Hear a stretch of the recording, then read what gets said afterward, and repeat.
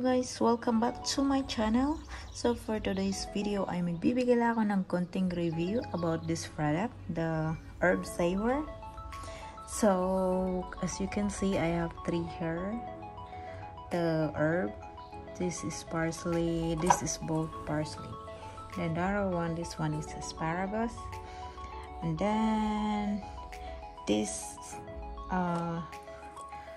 I just put this all herb like 3 weeks ago, and now I'm gonna show you how this is very perfect and awesome review, because all the herb is still fresh, and kung makikita nyo, fresh na fresh siya. Ayan. So it's been 3 weeks. So although still fresh, so ito lalagyan nyo ng water dito sa likod. Here. Ayan. So may water siya.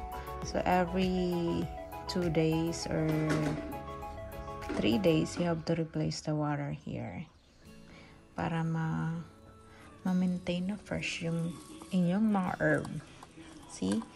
Kaysa naman nakalagay siya sa plastic, madali siyang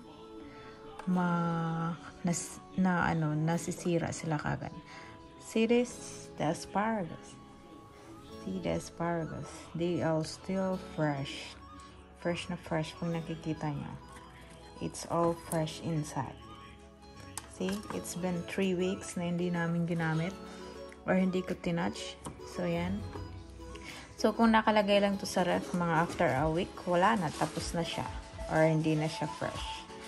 Ayan. Same like this. It's all fresh.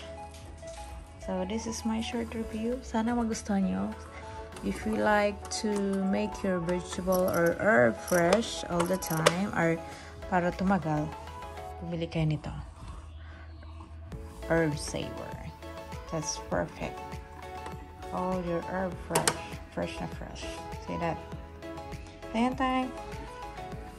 And guys, sana nagustuhan nyo. It's very short video.